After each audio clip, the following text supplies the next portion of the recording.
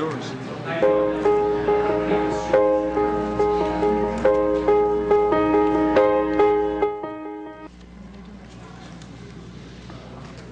Welcome to the November 26, 2012 Troy City Council meeting. We are pleased this evening to have Reverend Joseph A. Belavacqua from Life Christian Church, who will provide us with the invocation.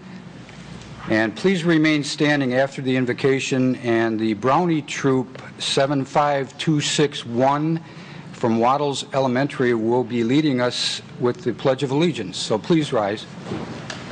Welcome. Good evening, Council, Mr. Mayor. Father, in the name of Jesus, only a few days after we've celebrated a national day reserved for thanks, let our prayer today say thank you on behalf of all who are gathered here. Thank you for your many and abundant blessings. Thank you for life itself, for the measure of health we need to fulfill our callings, for sustenance, and for friendship. Thank you for the ability to be involved in useful work and for the honor of bearing appropriate responsibilities. Thanks as well for the freedom to embrace you or the freedom to reject you. Thank you for loving us even so, from your boundless and gracious nature. In the Scriptures, you have said that citizens ought to obey the governing authorities, and since you have established those very authorities to promote peace and order and justice, therefore I pray for our mayor, for the various levels of city officials, and, in particular, for this assembled council. I'm asking that you would graciously grant them wisdom to govern amid the conflicting interests and issues of our times, a sense of welfare and the true needs of our people, a keen thirst for justice and rightness, confidence in what is good and fitting, and the ability to work together in harmony even when there's honest disagreement, personal peace in their lives and joy in their task. I pray for the agenda set before them today. Please give them an assurance of what would please you and what would benefit those who live and work in our beloved city of Troy. In Jesus' name, amen.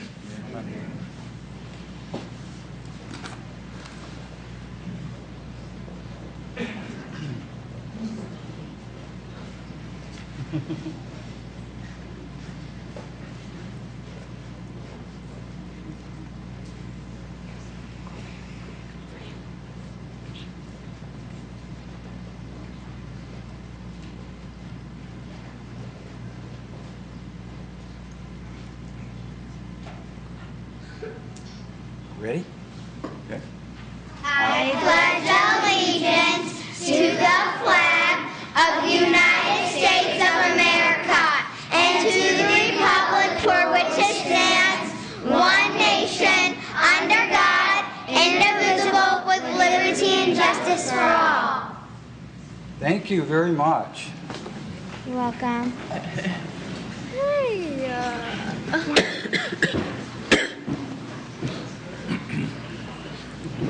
Thank you. Look at us all. Thank you, Brownie Troop 75261 from Waddles Elementary.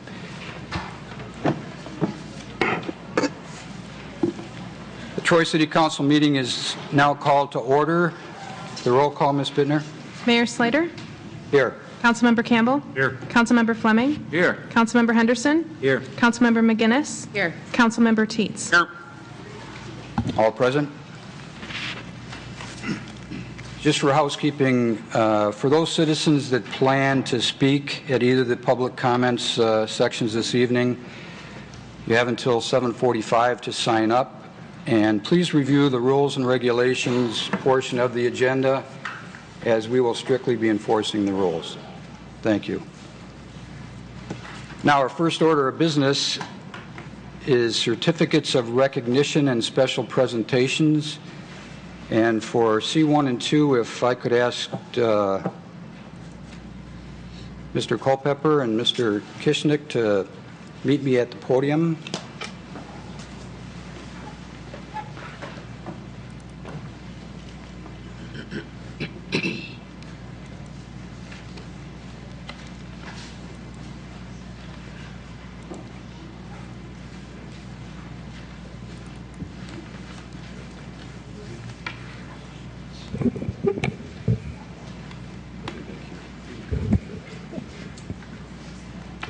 start things off tonight, I'm going to turn the microphone over to Acting City Manager. Not anymore. Not until you shake his hand tonight. But Mr. Culpepper, I'm going to give the microphone to you, please. Thank you, Mr. Mayor. First of all, I'd like to thank the council for all their confidence and support these last few months. I really appreciate that. It's been an honor to serve the city of Troy, my hometown, since 1969. I would also like to congratulate Mr. Kishnick on attaining the position of city manager and wish him well and all the best of luck. Congratulations.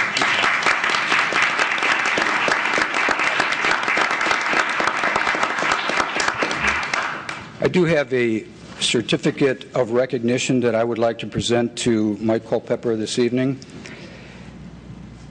And if you don't mind, I'll read it.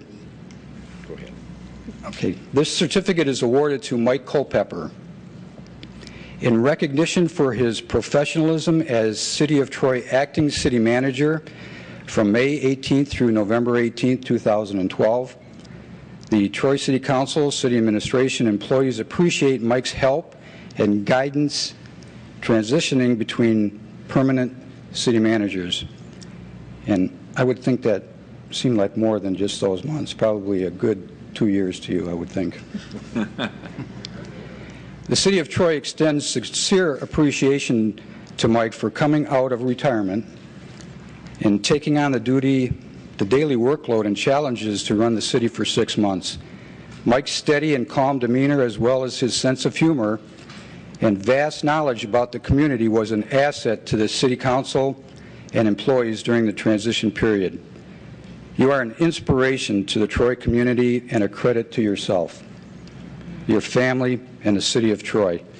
And it's been an honor for me to work with you these past 6 months, Mike, and thank you so much on behalf of the City Council. Okay. Thank you very much, Mr. Mayor.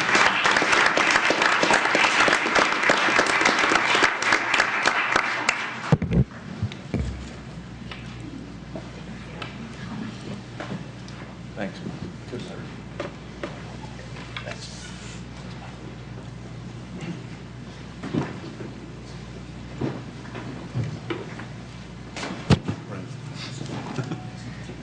Good job. Next order of business is Ms. Cindy Stewart is going to come up with Glenn Lapin to explain the next two recognitions and special presentations. Ms. Stewart? Good evening. Good evening. We are very pleased to be able to share this award with you. The University of Michigan Dearborn iLabs eCities program is a program that has named the City of Troy as a top-performing community throughout the state and the top-performing community for entrepreneurial growth and economic development for 2012. Troy is only one of 8 communities that has received this recognition, and we in the state, and we are only one of 2 here in southeast Michigan that have received the recognition, the other one being Sterling Heights, our neighbors to the east. A total of 114 communities participated in this program. So it's a very highly respected award that we received here, and very few communities achieve this honor. Troy is also recognized as a 5-star community for entrepreneurial, for retaining and attracting entrepreneurial companies, and this is the 6th straight year that Troy has received this honor as well. The top-performing communities were recognized for communicating effectively with businesses and also for fostering connections to the broader community in terms of business resources to help those businesses grow here in the community. And the emphasis, along with government and businesses working together, was a high trademark for this award. The eCities research is a very involved process. U of M Dearborn appoints a committee of experts to kind of review data that they collect and also data that is submitted by each community. And those judges kind of review all the data and then make the decision in terms of which communities receive this honor. So top-performing communities, which is very nice, one of the benefits of it is that we receive a video that U of M Dearborn has produced, and DTE Energy actually pays for it as well. So we're very pleased to share that with you as well. I'd like to show you. And we have, it's just very brief, it's only 2 minutes. And just to preface it, the company that is highlighted in this video is O'Brien Construction. which many of you are aware of, is a new company that's located here on Livernois. And they took over an abandoned facility, industrial facility, renovated it into a kind of a state-of-the-art green facility. So they're the company that's being shown here in the video.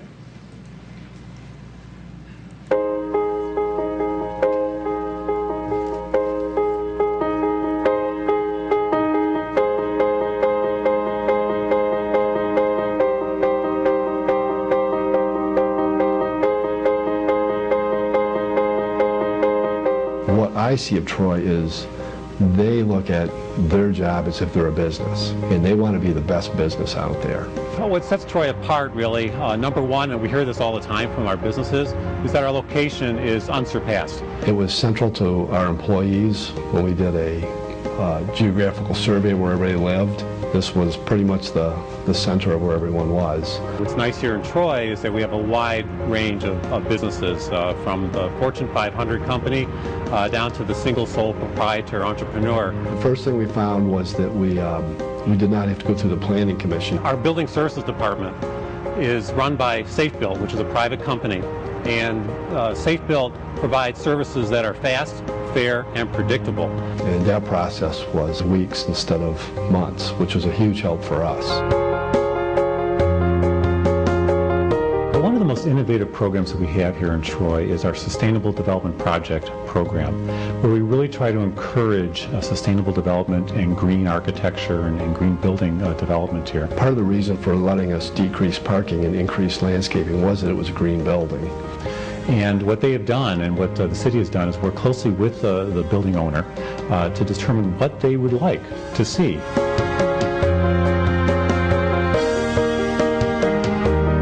Basically, when we have such a wide range of companies that are locating here, they find it to be a very welcoming community for businesses. That's a huge asset. Come to Troy. Except now we send them to the city first, so they can take advantage of the many programs that the city has.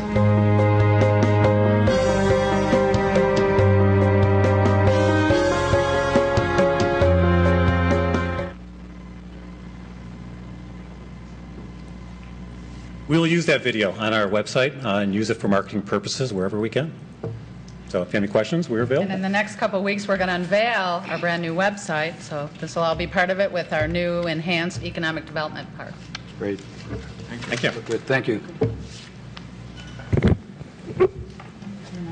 Next. Okay. Come on up. I'm back. In your agenda packet this evening, you will see a memo from Project Manager Steve Van Dett, which provides a monthly status report on the transit facility. And what I would like to do is kind of add a few other additional items to kind of highlight some interesting things that are going on with the transit facility. And probably the foremost one is tomorrow. And tomorrow is the groundbreaking ceremony for the new transit facility. It will take place at 10:30 a.m. in the morning. And I know all of you will be there, which we're looking forward to. And the ceremony is an opportunity for the various project partners to join together to launch the project. We expect both public and private sector officials to join us at the event, including representatives from all levels of government. Congressman Gary Peters has indicated that he will attend. We have representatives from Senator Levin's office and from Senator Stabenow's office. In addition, project partners from the U.S. Department of Transportation, Federal Railway Administration, Amtrak, MDOT will be representing Governor Snyder. Smart Bus, Troy Chamber, and the local business community will be represented as well. So we expect a good crowd. I know the numbers so far are in excess of over 100 folks, and we expect wonderful weather, we hope. City Manager Brian Kishnick will be the event MC tomorrow, so you know what to expect, and he will introduce the speakers. And we'll have shovels available, and so we can turn some dirt and officially launch the project, and light refreshments will be served afterwards. I want to give special thanks to our project design and construction team, HRC Consulting Engineers, Newman Smith Architects, and Tools Clark Construction Managers, who will be covering the costs of the tent and the refreshments. They will also provide shovels and hard hats for us to use during the day.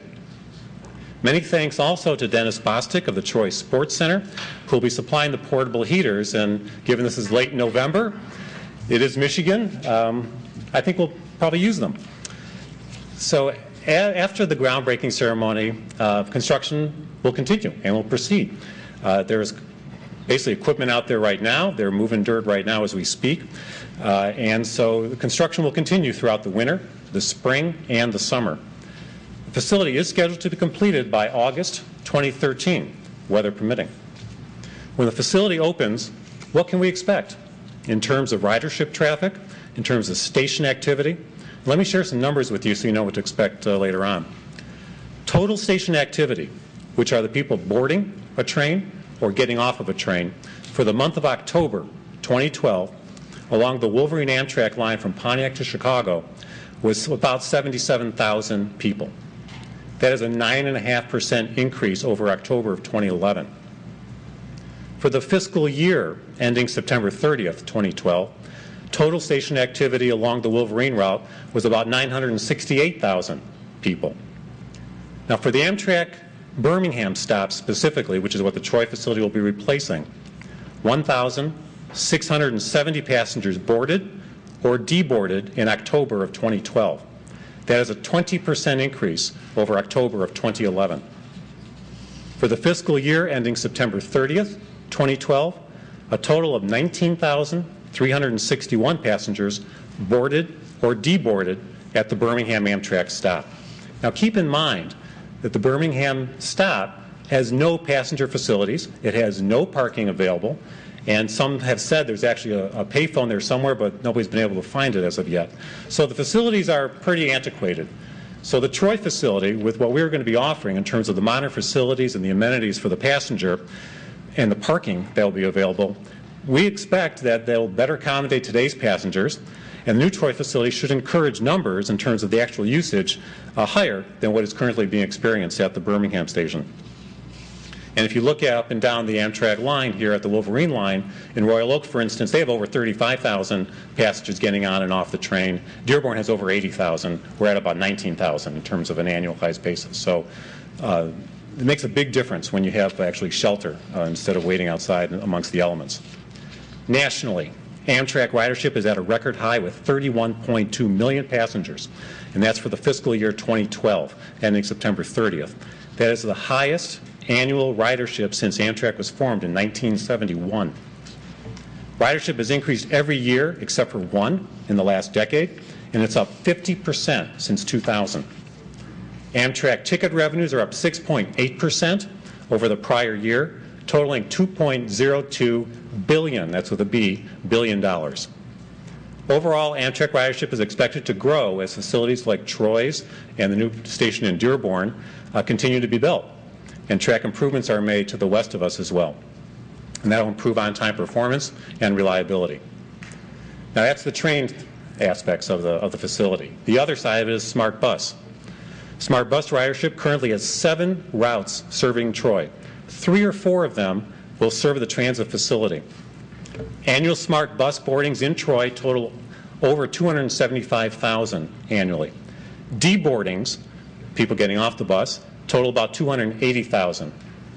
Based on transfer statistics provided by SMART, between the routes, they'll potentially service the transit center. We anticipate about 18,200 SMART customers will use the Troy Transit facility annually. And when you combine the Amtrak train activity along with the Smart Bus activity based on current numbers, approximately 38,000 bus and train passengers are anticipated to be going through the Troy facility annually. And as I mentioned before, that's based on current ridership with an antiquated platform and no facility in Birmingham. Hope this gives you an idea of what to expect when the Troy Transit facility opens. It's not Grand Central Station, but it's also not an isolated rural stop in the middle of nowhere. So this is going to see some activity, and which we're grateful for, and I know the business community enjoys as well. So from the station activity standpoint, we continue that to improve, and we look forward to its opening come August, and look forward to seeing all of you tomorrow. And as always, staff is available to answer any questions that you might have regarding the facility. Thank you. Thank you. There are no carryover items or scheduled public hearings, so our next order of business is public comment for items on the agenda. So when I call your name, if you would come to the podium and state your name And remember, you have 3 minutes, and the yellow light will go on when you have about 1 minute left. So our first speaker is Joe Shalal. I'm sure I didn't pronounce that right. Joe Shalal. Good evening. Good evening. I represent the applicants for a Class C liquor license that's available in the city of Troy. The name is Sakura of Troy, and I'm asking the body here today to approve, above all others, this transfer for the applicant. And I guess that when the city council has to think about why should they approve this license above all others for Sakura of Troy, you have to think of two things. What's the benefit to the city of Troy if they approve this license? And the second thing is, what is the experience of the people that you're allowing this transfer to happen for? And with regards to the benefits for the city of Troy, they've taken a blighted building, and you have a handout that I think you got passed out earlier. You're taking a blighted building that's on Rochester Road between Big Beaver and Waddles, and it's been empty for several months. And they are going to go and spend approximately $600,000 in improvements. You see in exterior improvements on the proposed view on the first page of the handout. They're going to be spending substantial money. They're removing the existing canopy on the parking lot side of the building and changing the atrium there. They're going to make that actually an inside garden for the patrons to be looking at while they're dining. Now, what's going to happen is that they're going to hire approximately 40 people, a lot of which will be coming directly from the city of Troy as wait staff and other people. There's going to be considerable construction benefits. It's going to add to the tax rolls because the value of this building is going to, I think it was purchased for probably approximately $900,000. It's going to add significant value to that building and to the buildings around it. It's 3 minutes or 15 for applicants, according to the rule. At this stage, at this portion, you get 3 minutes. Oh, okay. Well, plenty of benefits to the city of Troy. Who are these people? These people have a restaurant called Golden Harvest Restaurant in the city of Warren. They've been in this business for 20 years. Li Zhang and her husband Ho Yin will bring the same quality to this place, and it's a new concept. It's not a Chinese restaurant; it's a Japanese steakhouse. It'll also have sushi. With regards to Golden Harvest and the experience of the people that you're going to be approving, if you look in the handout, you'll find that Our Magazine has found that this restaurant is basically in comparison with Chen Chow, China Cafe, Mao Jin Lao, P.F. Chang's, and Shangri-La. Thank you so much. Thank you. We did receive your information, and we'll be addressing this very soon in the agenda. Thank you. Our next speaker is resident Linda Kaima.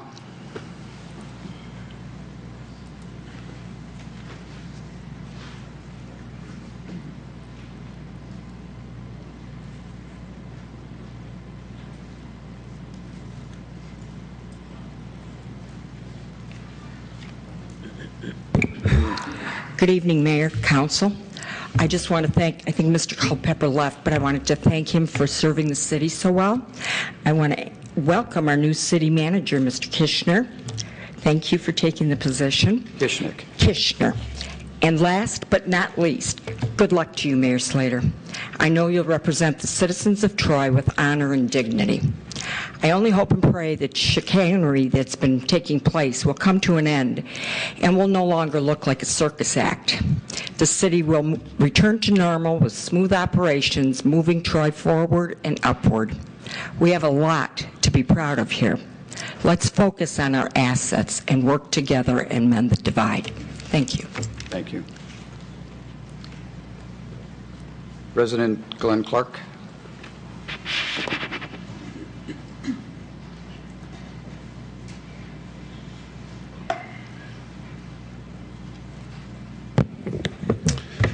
Good evening. Good evening, members of council. I have a few things to say regarding the agenda items, or the agenda item related to the election of mayor that you have on your agenda tonight. I would point out that, if I can find my notes here, sorry.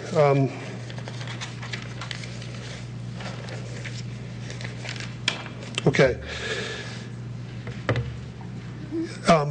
One question that has not been answered by the city attorney or the city administration is how much will a lawsuit cost? The city attorney was on WJR this morning talking a little bit about people who were apparently pressuring the Attorney General's office regarding this particular issue of citizens perhaps filing a lawsuit. We need to know with clear numbers what the potential liability to Detroit taxpayers might be.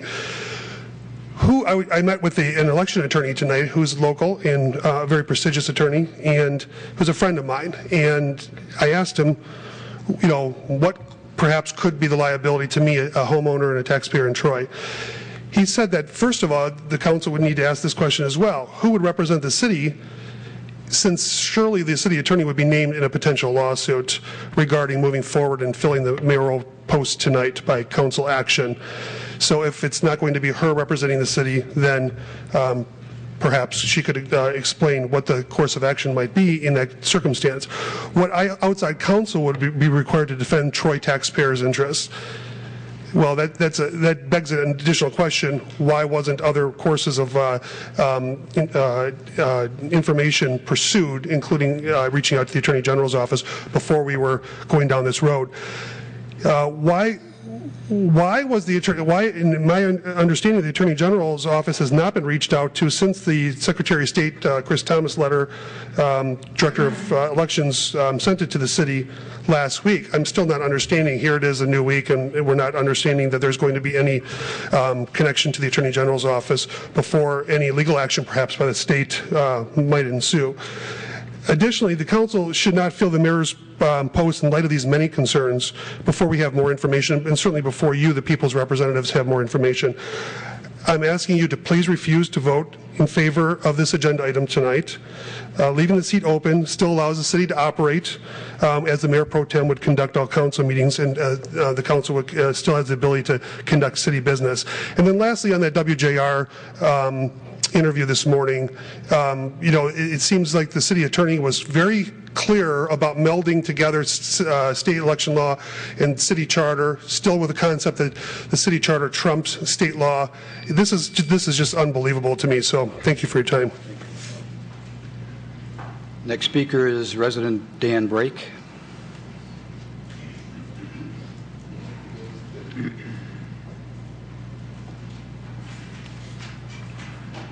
Good evening. Good evening. Much has been made by the opponents of the rule of law here in Troy at last Wednesday's special council meeting and since then in the media and on various internet public comment spots about the ominous significance of the Secretary of State elections letter turning up at 4 p.m. on Friday, November 16th. Our interim mayor started it off during the meeting by alleging more than once that there was much to be made of that timing, as if the lateness of the hour is somehow a legitimate cause for suspicion or the basis to ignore the contents of the letter. What hogwash. A total red herring to throw voters off the trail of what is truly suspicious, and that is the behavior of our city's leaders in their effort to deprive Troy voters of their proper rights, and that's an early and prompt election for mayor. We can figure out what happened. I know that on Thursday, November 8th, the city attorney received a question sent to her regarding conflicts between city and state in the election dates. She, the acting city manager, and the city clerk received more on this question early on Friday, November 9th. 1 week later, on Friday, November 16th, the Secretary of State letter arrives mysteriously at 4 p.m. It starts out with, "This letter is a follow-up to our conversations." Presumably, Elections Director Chris Thomas is referring to conversations he had with our city attorney between November 9 and Friday, November 16th. Troy would like to know, were these conversations initiated by the city attorney herself or her staff because there was some uncertainty about the original decision that the election would follow city charter, not state law? What else could explain the letter's opening line? Only our city attorney knows. Would one of you please ask her that when your opportunity comes? Regarding the appointment of mayor, scheduled in a few minutes, 3 of you have been given far more than enough cause in the last week to justify second thoughts about any decision to support Slater for unelected interim mayor. After the speculation last Wednesday of him leading his very first full council session, the deliberations on this letter and complying with state law, of Slater organizing council's refusal of legal instructions from the Secretary of State and Chief Elections Officer, just so he himself could hold the seat of unelected interim mayor for a few months longer, how could anyone contrive a more obvious conflict of interest than what Troy's residents saw here? What a blatant disregard for the rule of law. All of Troy now knows that it was Slater, Campbell, and McGinnis. Thank you, Mr. Thank you. Our next speaker is resident Michael Ross.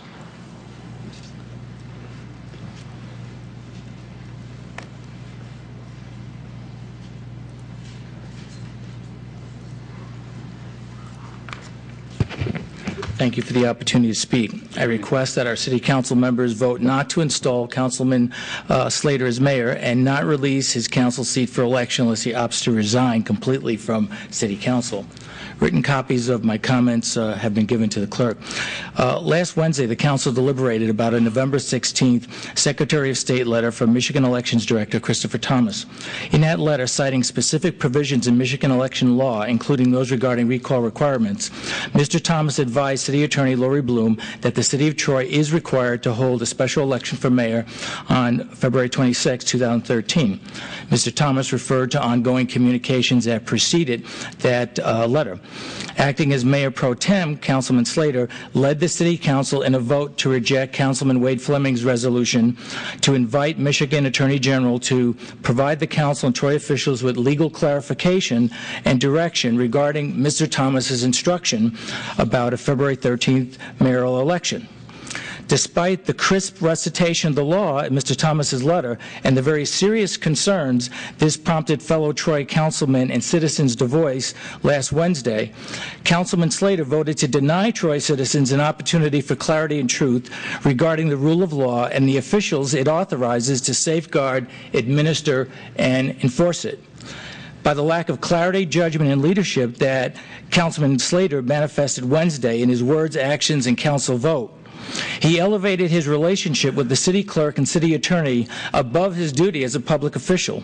Mr. Slater showed remarkable lack of fidelity and respect for his oath of office, for the Constitution, for the voters he represents, for the Secretary of State, and for Mr. Thomas as Director of Elections.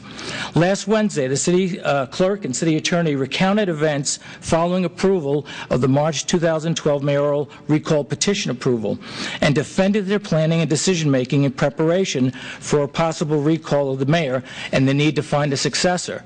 Each acknowledged that the statutory recall provisions were not clear and that their research found rare examples of other recalls to guide them. In formulating their plan, they advised the council to adopt the plan that replaced Mayor Daniels with Councilman Slater on November 12th. Our clerk and city attorney specified that they did not consult with other municipal attorneys, the Secretary of State, the Director of Elections, nor with the Attorney General.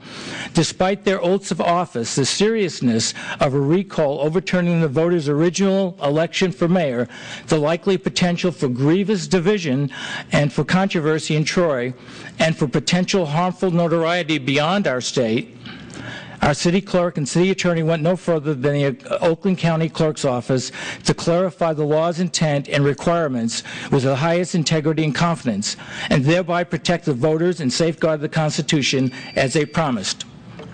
Please vote no for Councilman Slater. The next speaker is resident Santa Fry. Good evening, fellow Good evening. council members. I wasn't here last Wednesday, but I learned that actions of Troy city officials and the state are not in unison, and that concerns me. 10 years ago, my car was hit by another driver.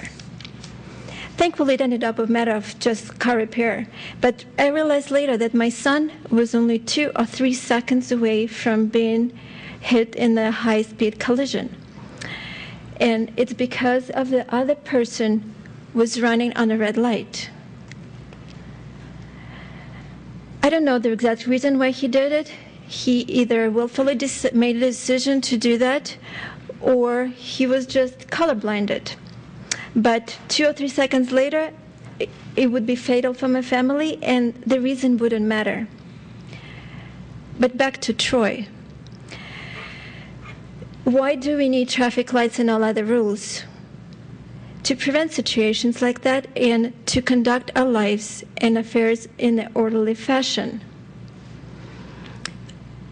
Our country has the great government system in the world. It's not perfect, but it's the best. And back to Troy. Troy is now, as I see it, it's trying to run on a red light.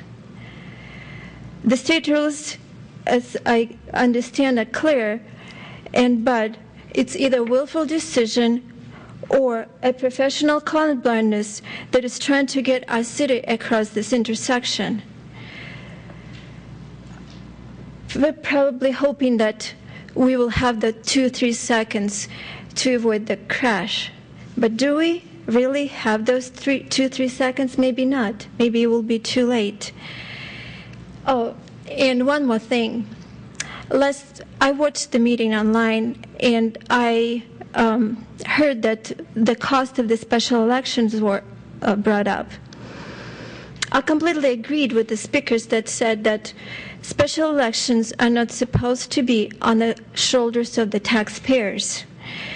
The recall campaign misled the taxpayers, saying there will be no special elections. They're the one crying foul, but they brought this upon us. And maybe they are the one that should pay for the special elections. Thank you. Our next speaker is resident Ellen Huderick.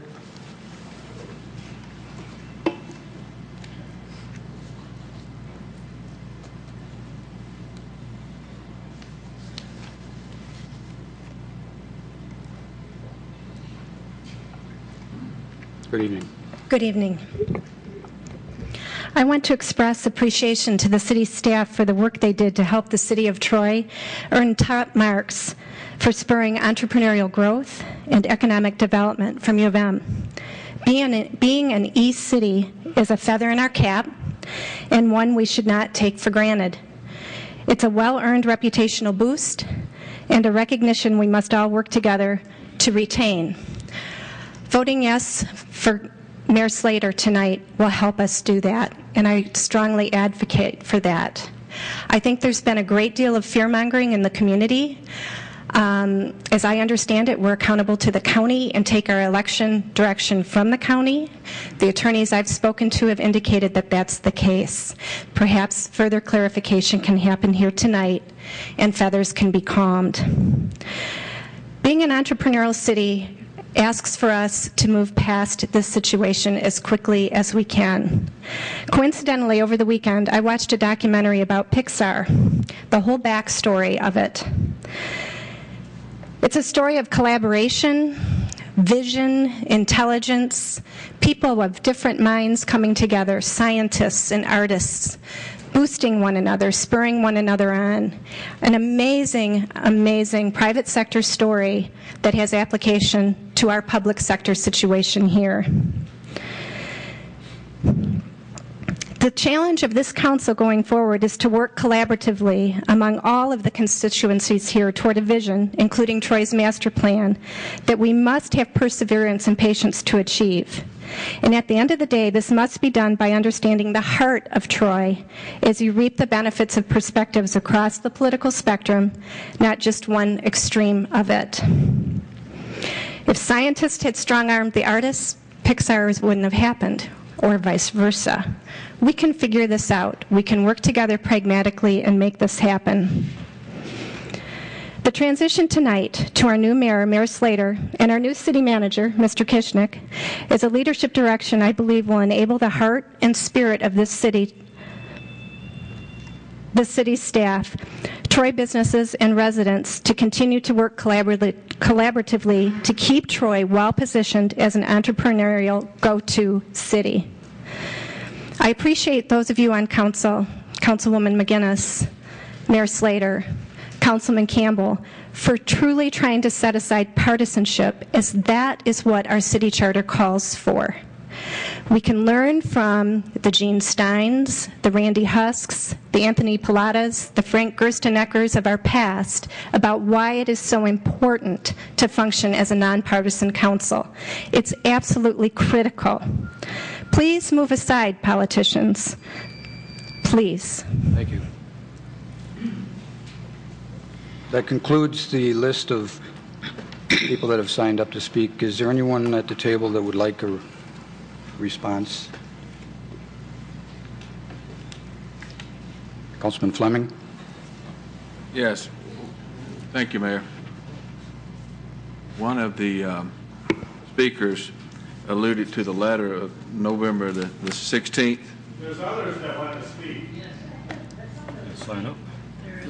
There are other sections in the agenda for speaking on items not on the agenda. This is just for the agenda. And please do not shout out in the audience, please. Thank you. Councilman Fleming? Okay. Is there anyone else that signed up to speak? Or I don't have anybody else on the list. Area or overlooked, or before I speak? Maybe they signed up the wrong place. I believe you signed up in the other section. If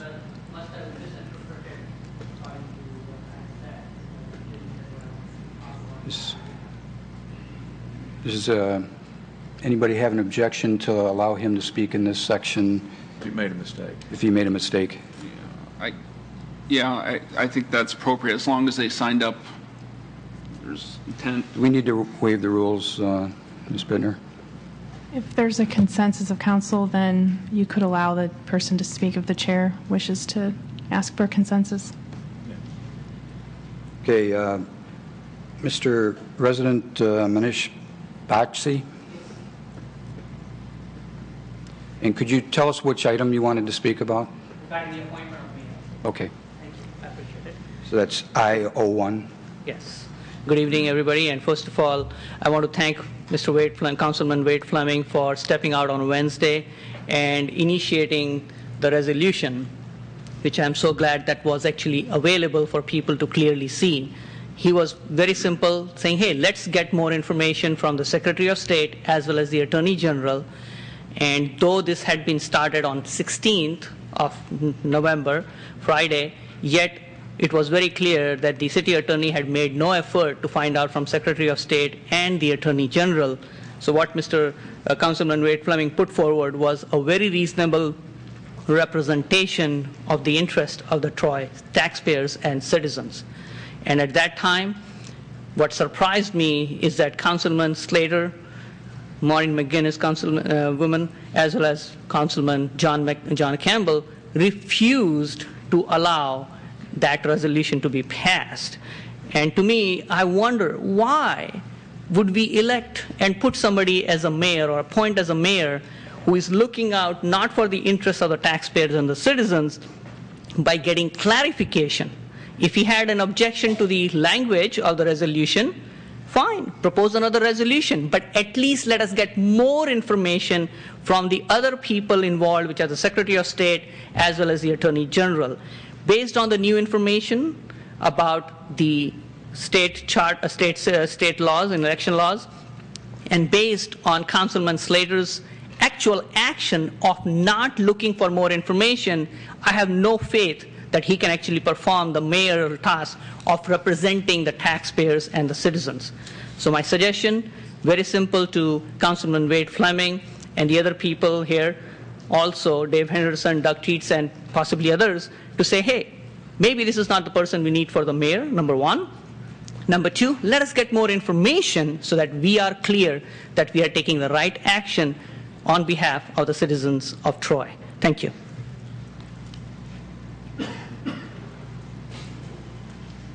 Councilman Fleming. Thank you, Mayor. One of the residents, Dan Brake, brought up a question last Wednesday and again today regarding the letter we received from the state November the 16th, 2012 to Lori Bloom, our city attorney. The letter was from Christopher Thomas. The first paragraph, first sentence says, this letter is a follow-up to our conversations about the city of Troy's intention to delay the election to fill the vacancy caused by the recent recall of the city mayors until November 5th, 2013. Just one, is there a reason we can we answer that question? How that, what conversations were had, how that letter was really generated, because there was speculation as to how the letter was generated, why it was generated. Could we answer the question, Mrs. Bloom, why they sent this letter? What conversations had you had? Were there conversations that you initiated or they initiated, and when did they take place? Mayor? Ms. Bloom? Yes, thank you, Mayor. I can assure you wholeheartedly that I did not initiate this with the Secretary of State, because we had, back in September, outlined our process again after speaking with the Secretary of State.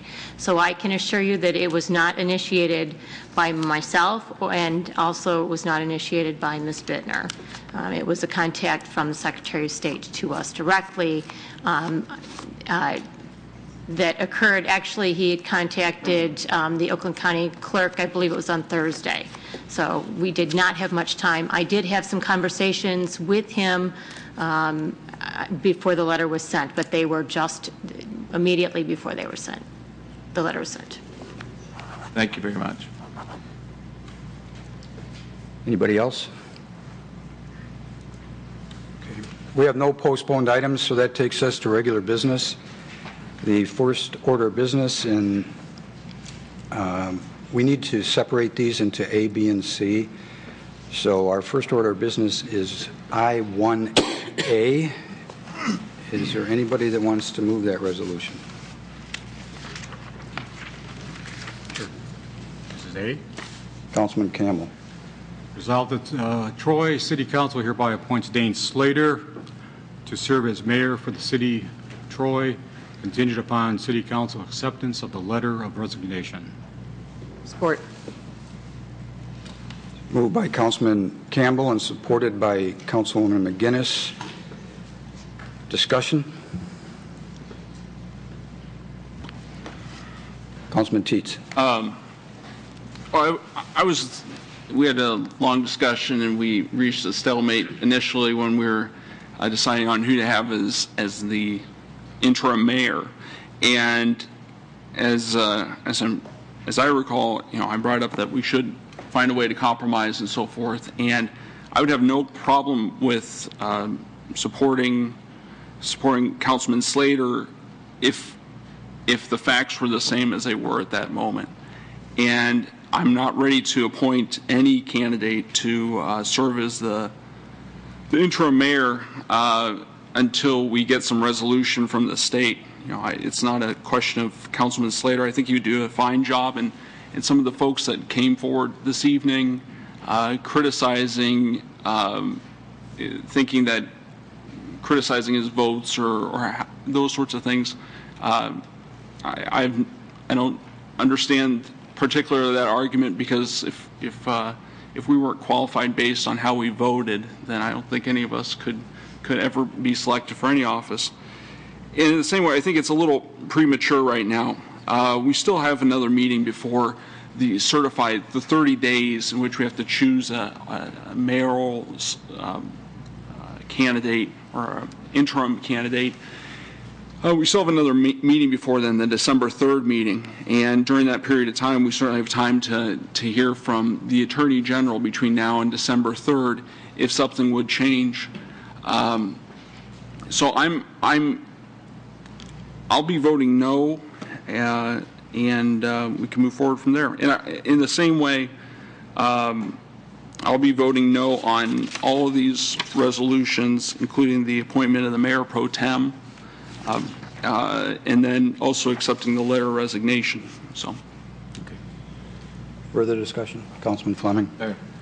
Yes, I think Councilman Teets put it very well, and I concur with him that we've only had a few days since we received this letter, and we actually had the meeting last Wednesday where we basically voted to ignore it, I believe, and I think that was a mistake. But I think we need to give this. Thursday was a holiday. Friday wasn't a work day for the state. I believe they worked today. It's only been one day since the council's voted. I think there's wisdom in waiting until the next meeting, to delay this until next meeting, December the 3rd, to see if we get new information. So I concur with Councilman Teets. I'll be voting no on both A, B, and C here as well. Councilman Henderson. May as well weigh in. I'll be voting yes, and the reason that I'm voting yes is, I made my claim last Wednesday, and I think there is wisdom in waiting potentially, because I'd like to hear from the state. I'd like to hear what the state has to say. But that ship sailed last Wednesday when a resolution that we put forward failed. And to that end, I am ready, willing, and able to move this thing forward without further delay, understanding that we will probably be sued by the state, and anything that we decide tonight will be undone anyway. But I would prefer not to have the delay. I want to get this over with. I don't think the people of Troy want this belabored any longer, and I just would like to have a pleasant resolve to this situation as quickly as possible. Any other discussion? Councilman Fleming. Yeah, if no one else wants to speak. My reason for going along with Councilman Teets here is basically it changes nothing. If we delay this until next meeting, Mr. Slater remains as mayor. There's no change there, so we have that. Without voting on Mayor Pro Tem here, I'm the senior person on council, so that would default to me. There's not a vacancy there. And you wouldn't have to give a letter of resignation. So basically, if we wait a week, nothing really changes. We still have the same organization, same structure in place. So that's part of the logic and wisdom for waiting, because basically you remain mayor. And we can make that decision in a week if we get more information. Correct? Councilwoman McGinnis. I just want to make sure we're all on the same page. Is there additional information that someone's expecting that we're not all aware of, or we're just guessing that something may come up? Yes, that's it. City Attorney Bloom, a question. We have 30 days, correct? Yes. And the 30 days is up at which date? You do have one more meeting Right. that you could make the decision if there were a motion to postpone. You could wait until the next meeting. But we still have to fill the position. Yes, you do. You would have to act at the next meeting.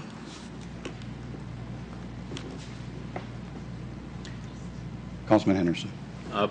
One point that Mr. Fleming brought up, and that is the resignation. Let's talk about that a little bit longer. If we vote tonight and have Councilman Slater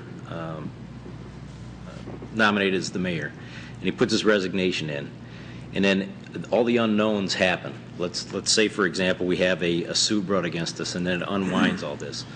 What happens with Councilman Slater's position on council at that point if he tenders his resignation? And would it then not be more wise to sit this out for a week or so just to see if anything happens and then proceed? Just throwing it out there. City Attorney Bloom. Thank you, Mayor.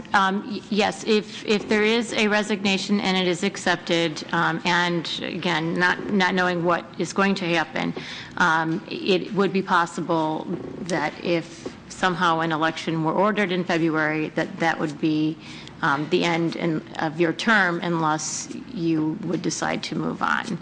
I also, in just looking tonight in my emails, I just wanted to let you know that I have received some communication. I have not had a chance to read that yet. I left at 5 o'clock and had not received anything as of 5 o'clock. But in my inbox, I do have something that was received. So if there was a motion to postpone, then you could still act on this at the next meeting. If I could just ask you a question.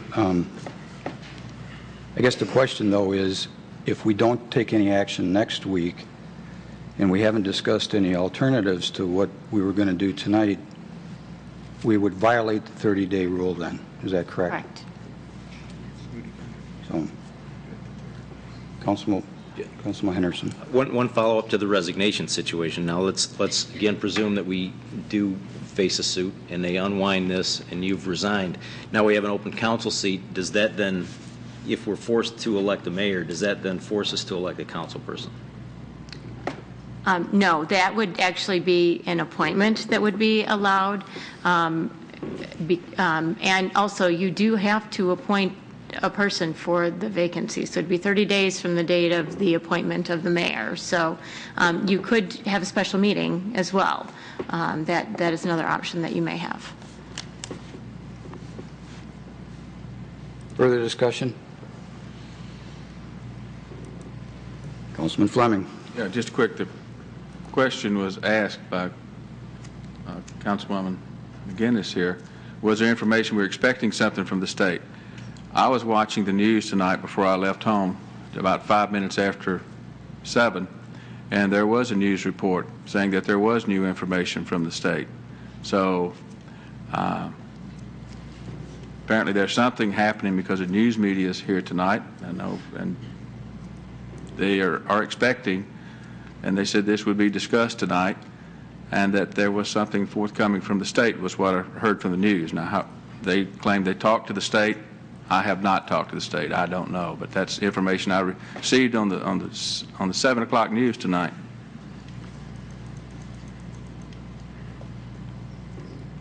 Further discussion. Councilman Henderson. If I could suggest, put the ball back in your court. I'm still in your court in terms of voting in favor of your mayoral seat. But under the circumstances with the resignation looming, you might want to consider postponing it for a couple weeks. I made, if I could, I made my decision last Wednesday based on my faith and the competency of the city attorney and the city clerk. I would not have voted on Wednesday if I didn't think that they were right. I've asked them more times than they probably want to answer me, could you defend this case and win? And the answer to me has always been yes, that they believe they are correct. All I'm hearing again tonight is another opinion from the same source that gave us the other opinion. So I'm willing to resign tonight because I have the faith in the city attorney that she's telling me she can defend this. So you know what? I want to do this because I have faith in them. So let's call it a question. Let's call it a question. Mayor Slater? Yes. Councilmember Campbell? Yes. Councilmember Fleming? No. Councilmember Henderson? Yes. Councilmember McGinnis? Yes. Councilmember Teets? No. Motion passes. Takes us to appointment I-1B, appointment of Mayor Pro Tem. Does somebody want to move that resolution? Councilman Campbell. Resolved that Troy City Council hereby appoints Wade Fleming to serve as Mayor Pro Tem for the City Council for the City of Troy. Support. Moved by Councilman Campbell and seconded by Councilman Henderson. Discussion? The vote, Ms. Bittner? Councilmember Campbell? Yes. Councilmember Fleming? No. Councilmember Henderson? Yes. Councilmember McGinnis? Yes. Councilmember Teets? No. Mayor Slater? Yes. I-1C, letter of resignation, and I believe my letter is on the table. So I am submitting my letter of resignation.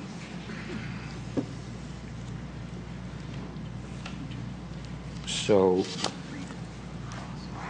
I'm going to move the resolution that Troy City Council hereby accepts the letter of resignation of Councilman Slater, which is necessary in order to serve as mayor.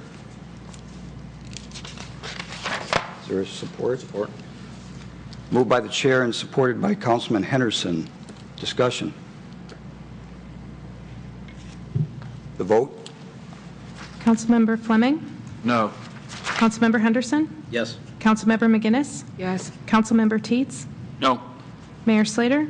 Yes. Councilmember Campbell? Yes. Motion passes.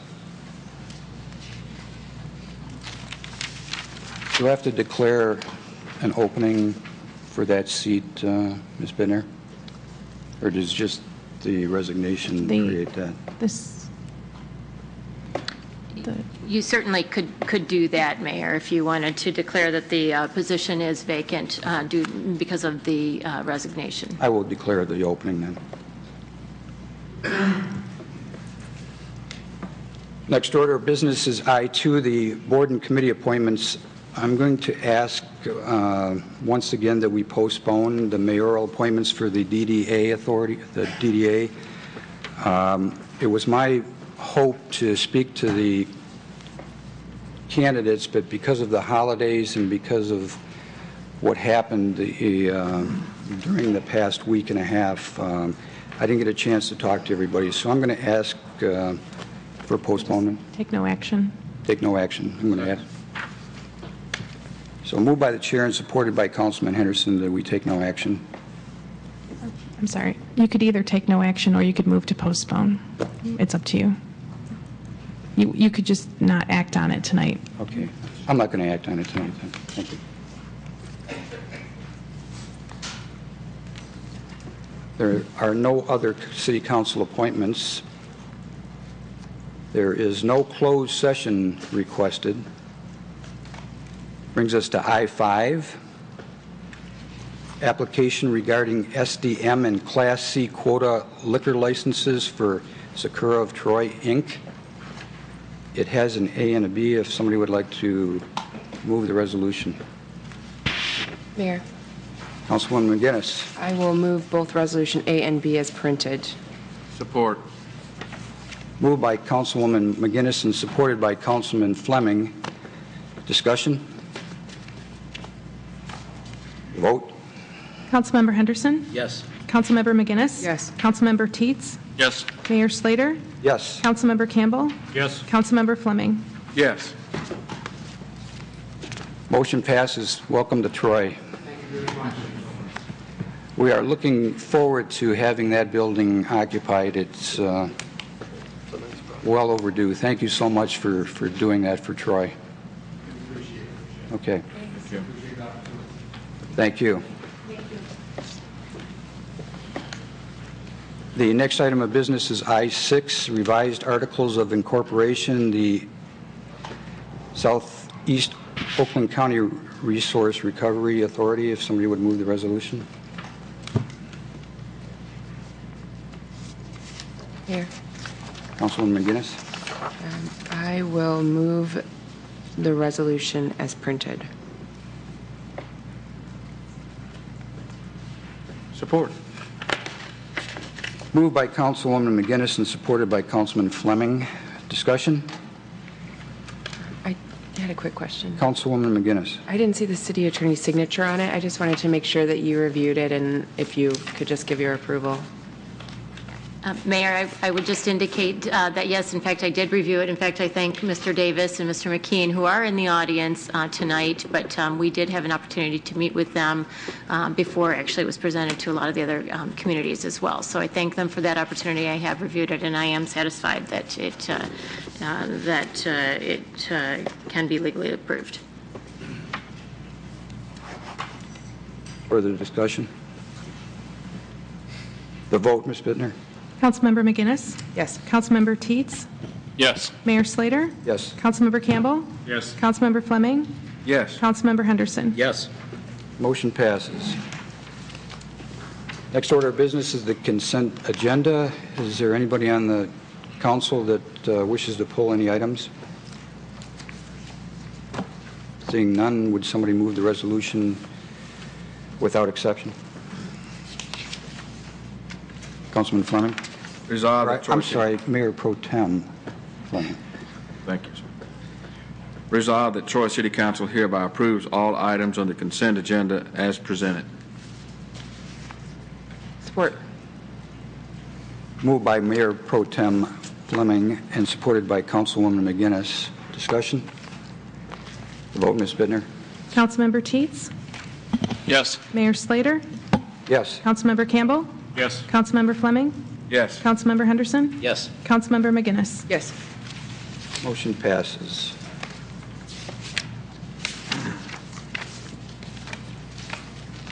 Next order of business are memorandums and future council agenda items. There are none. Next is public comment for items not on the agenda. Once again, I'm going to ask you to come to the podium, and there are 3 minutes on the timer, and it will go yellow when there's 1 minute remaining. Our first speaker is resident Roger Walters.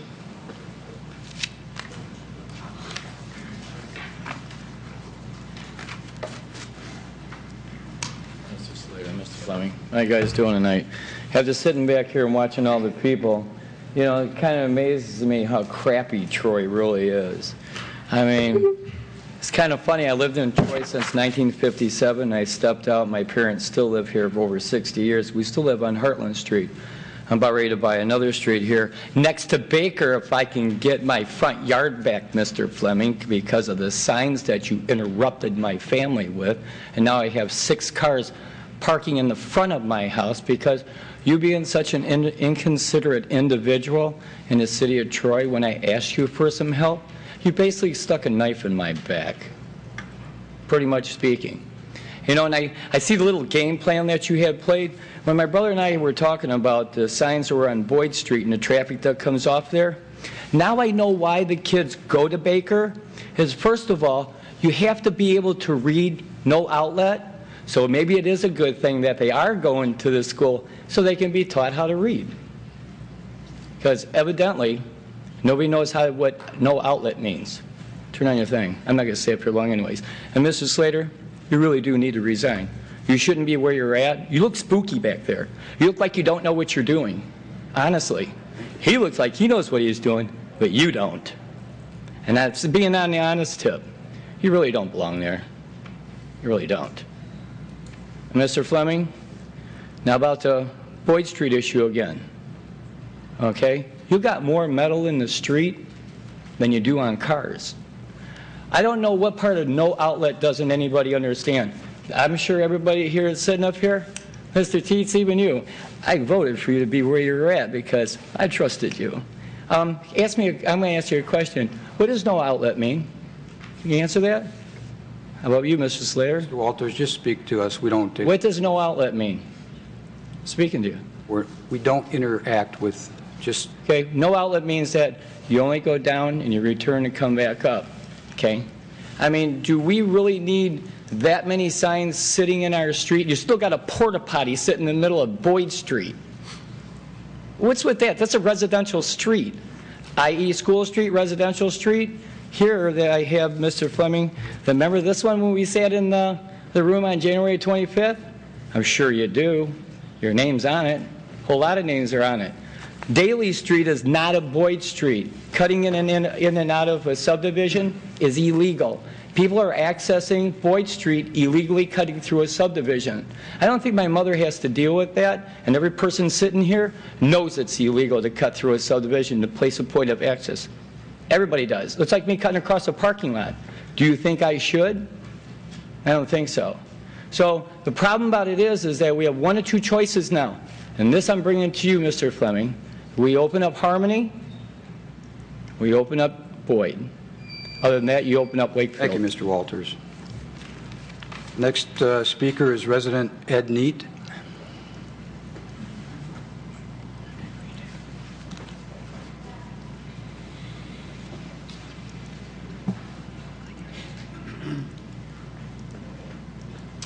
Mayor, Council. Last council meeting, I spoke about the what I considered to be a nation racial slur against Martin Hawryluk, who was running for Michigan State House. I also spoke on the item of race baiting. After that meeting, a person contacted me that was in the room and suggested that I contact the U.S. Post Office Service, which I did. And they connected me to the Inspector General. I gave him, on the first 2 pages, just the portion, the phrase that referred to, as I considered, an Asian slur. And again, I said my wife is Filipino, she's Asian. And he said it comes right up to the line and actually starts to cross. But in civil court, you have to prove damages. In the part that Martin Hawryluk actually won, you would have a hard time proving that in civil court. So I told my wife and my Asian neighbors and my friends, Chinese, Taiwanese, that Vietnamese, Filipino, you need to start getting involved in Troy politics. You just can't sit behind the scenes and complain about things that are done to you. The second thing that was sent in that same mailing, and again, this came 5 days before the election, and basically, it took one of Martin Hawryluk's campaign brochures, which has a picture of him and his Asian wife, Vietnamese, on it. And over the verbiage, they superimposed a picture, it's about 3 by 2, of an African-American/black little girl, maybe 7 to 10 years old. And in the brochure, it says that if you vote for Martin Hawryluk, and this is Michigan Citizens for a Better Tomorrow, ironically, he will merge Pontiac schools with Troy schools. Now, if that isn't race baiting, I don't know. But the postal inspector said that, again, it came right up to the line, but it didn't cross. So, again, in Troy, I don't know where we're going here. We are inviting the last year all kinds of stuff, and I think it's just open season. Basically, say what you can say and try to get away with, and if nobody says anything, well, then do it. And I think it's influencing elections in Troy. Thank you. Next speaker is resident Richard Peters.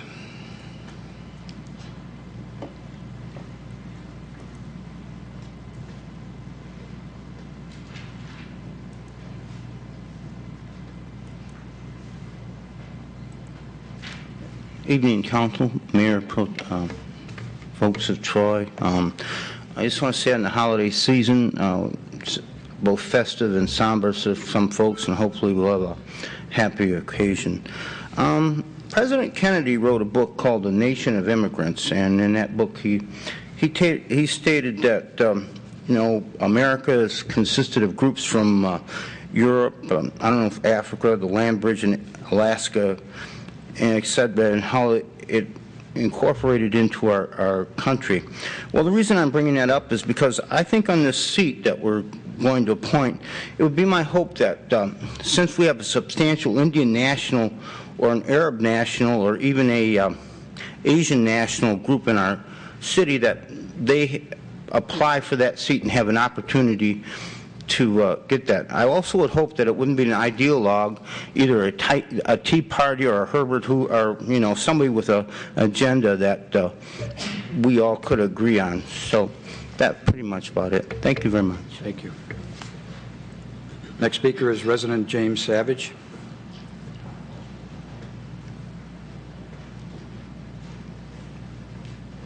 Good evening. Good evening, Mayor. Good evening, City Council. It seems that Troy seems to be in competition with Detroit for media attention in the area. Last November, Troy residents elected a mayor and council to run a city that had for years been divided by contentious spending issues. Council had the opportunity then to unite behind the mayor and lead Troy into a healing process. But you allowed special interest groups to commit character assassination on our mayor, our citizens, and our city. Some members of council even supported this unjustified campaign. And what was the spark that ignited the recall campaign? It was one word that came from way before the election was called, or not before the election was called, but before it went into effect. The one word, queer. In my world, queer means odd, not normal. And gay means happy and joyful. Mayor Daniels was criticized for not being sensitive to ethnic diversity. Diversity, definition, separate, split apart. Do we really want a community that is separated? Whatever happened to the melting pot? Now, I am very proud of my British heritage, but when I took American citizenship, I became American. I see no reason to be labeled British American or European American, straight American, white American, just plain American. Our political system seems to be catering to special interest groups at the expense of the average citizen. A few years ago, Troy Council voted to reaffirm the definition of marriage. Why are we continually having to defend our language and our culture? We're a relatively young nation, but through the melting pot, we developed an American culture that should be preserved. And over the last year, without Mr. Culpepper's experience and wisdom, I don't know how we would have made it through the last year, but it's my opinion, as a governing body, this council failed.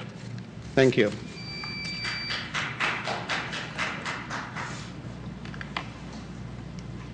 Next speaker is resident Ellen Hooterig. Okay. Did Mr. Manish Baxi want to speak again? Okay. Resident Jim Rupedinsky.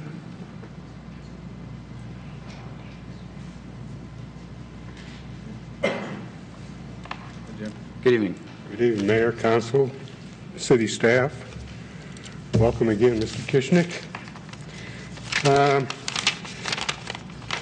I'll dispense with my usual positive comments tonight and see if I can just tick everybody off. I was here at the last council meeting before the election. At that time I said, some of you seem to think that if the mayor's recalled, everything will be hunky-dory and we will have arrived at Camelot. Sorry to burst your bubble, but it ain't going to magically happen. In this event, the mayor's supporters will need to graciously accept the reality of defeat and begin to work constructively with the new mayor, and her supporters. The new mayor will likewise have to reach out to the opposition group. Now that the recall election is over, has any of this other than the mayor being recalled happened? Not really. Oh, for a brief moment in time, things were promising. Various members up here issued kumbaya statements, everything. Say you could work well together. Yep, we'll see. Many, not all citizens on both sides of the divide were saying positive things, appear to want to let bygones be bygones. I stood here myself on November 12th and said, even with the rain, the sun seems to be shining in Troy, and most of us are ready for a new beginning. The council meeting that night went well. And then the roof caved in at the study session. That study session was plain ugly. And by the way, with all due respect, you made the wrong choice. Councilman McGinnis should have been the mayor. She's the least divisive of all of you up there. And I'm a male chauvinist pig, and I would have voted for her. I don't know what you guys were thinking. And then the Wednesday special meeting disaster, gridlock. And now we're back to square one, council divided, citizens at each other's throats.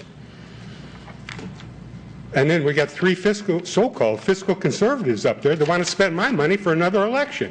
I don't know what you guys were thinking either. Council, I strongly recommend that you find some money in the budget and go to one of these retreats like we had in the corporate world where you learn to get along with each other. You come back from that retreat, and if you all can't get along together, act like adults, then I respectfully ask you all to just resign. We got a new city manager here, got high hopes for him, got the potential to move the city to new heights, and I'm afraid you guys are going to squander the opportunity. You got to get rid of this toxic environment. Thank you very much, and I hope I was successful in ticking everybody off. Thank you. Well, that concludes our public comments. Are there any responses, and then we'll take a break? Oh, we take a break and then breaks go on. Okay, we'll take 5 minutes and then we'll have responses. We'll be back in 5 minutes.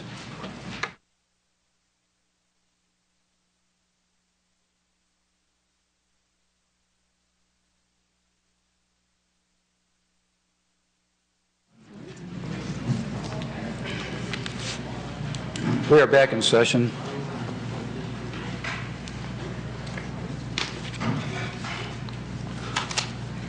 Our next order of business is council referrals, and there are no council referrals, so we're going to move to council comments. Is there anyone that wants to comment? Councilwoman McGinnis. I have a couple of things, and the first three are announcements, so bear with me, but they're important things going on in the community that I think everybody should know about, so I will be the bearer of good news here for a minute. First of all, I was asked to make a public announcement that reminds everyone that beginning November 26th, that's today, and ending Sunday, December 2nd, if you shop at any Barnes & Noble store nationwide or online and mention the Troy Public Library's voucher number, a percentage of the sale will be donated by Barnes & Noble to our library. You can pick up a voucher at the Troy Public Library. You can download the voucher number from the library's website, or you can call 248-524-3534, and a library staff member will give you the information. Again, that number is 248-524-3534, so you can get that voucher information. Also, in addition to that, we have other exciting things going on in relation to the library.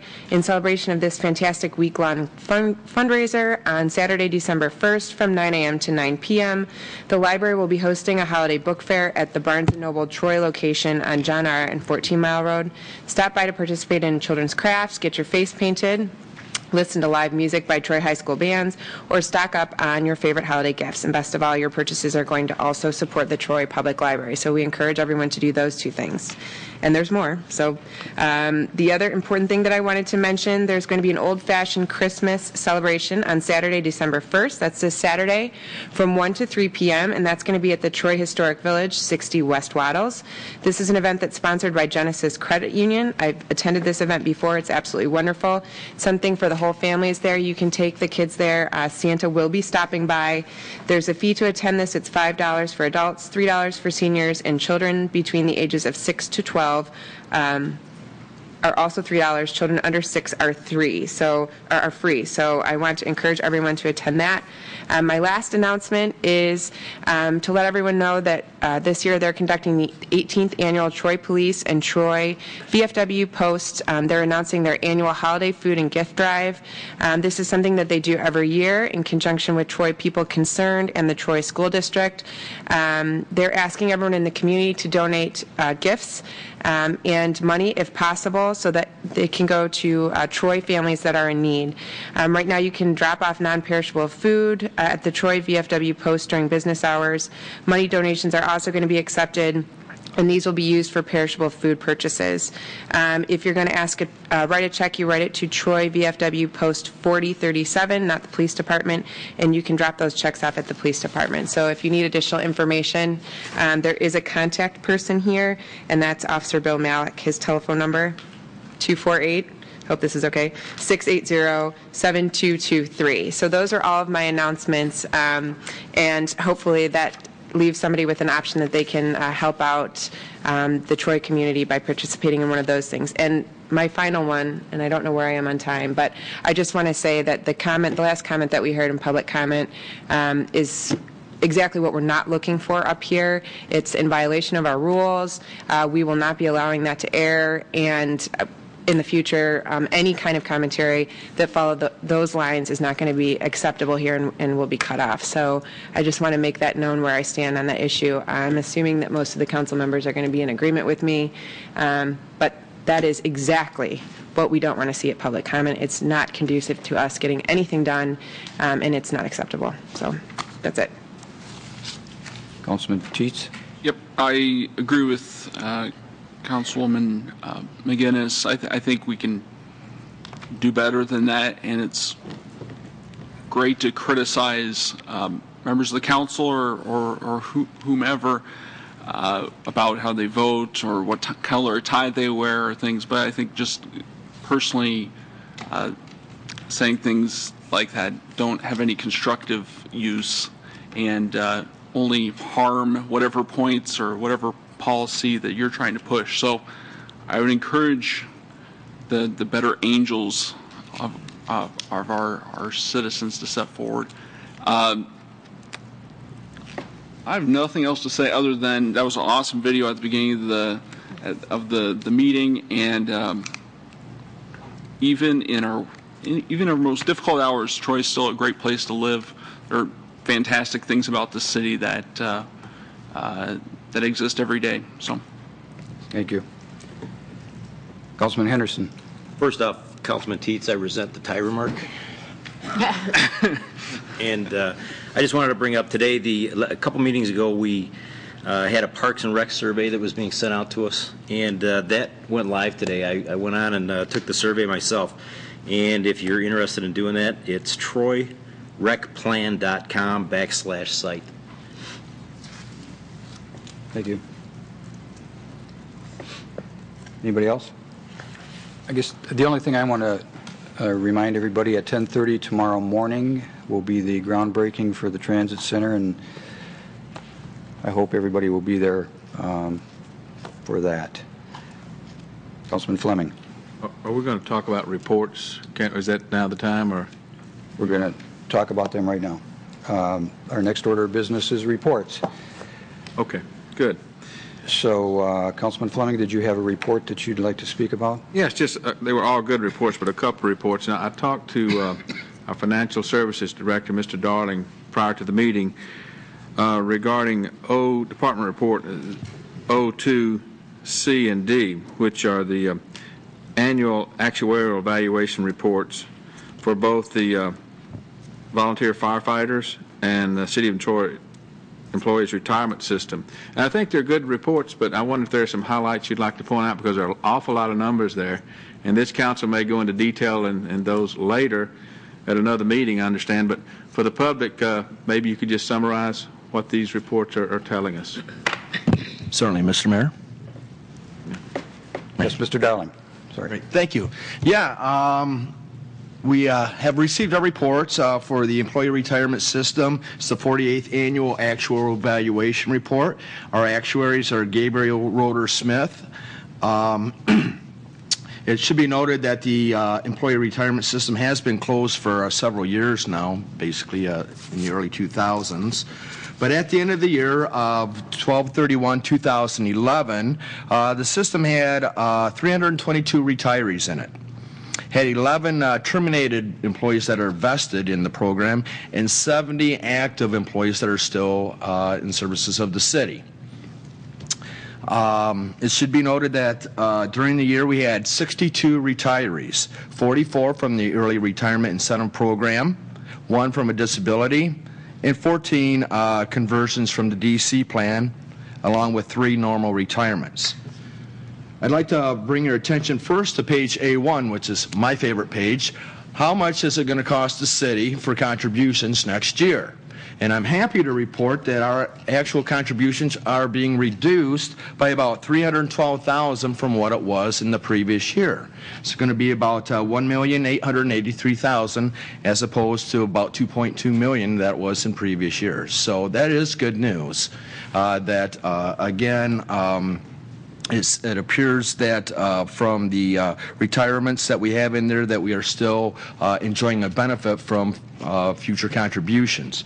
Should also note, though, on page A-1 that I also had the actuaries give us the contribution for the 2014 fiscal year. So we're going to try to get a year ahead of this, and especially during budget processing, that we know how much it's going to cost us to contribute to this system.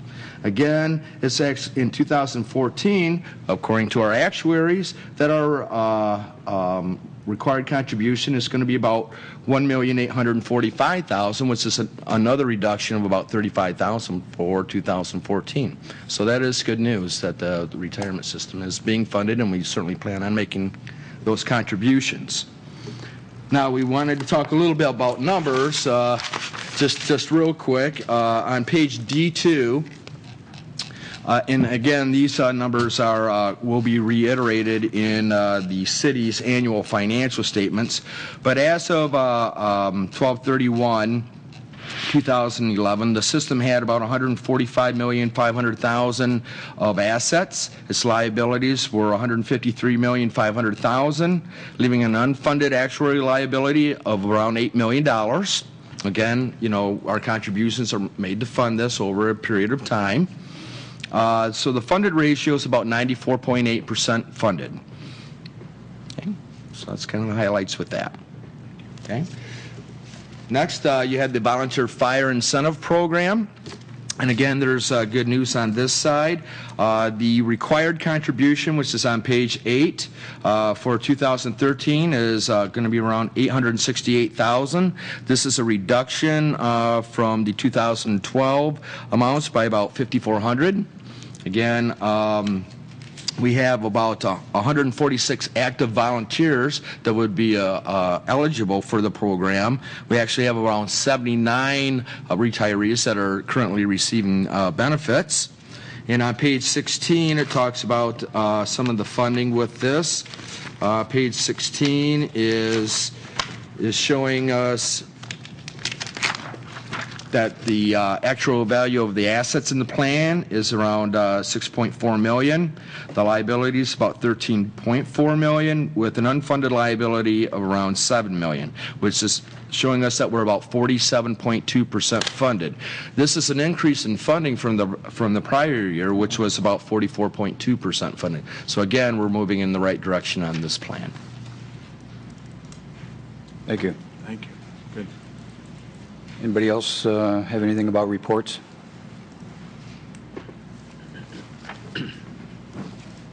There's no closed study items, no closed session. This meeting is adjourned. Thank you.